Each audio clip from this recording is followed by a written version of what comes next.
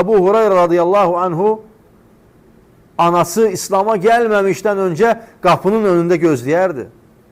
Ki anası ona neyse emretsin, o da onu yerine getirsin, Rabbinin razılığını kazansın ve anasını sevindirsin.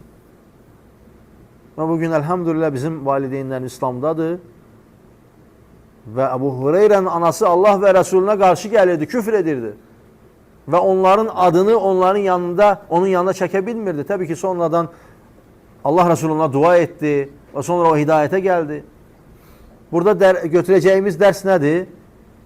Kafir olsalar belə onların valideyn haklarını keçməməliyik.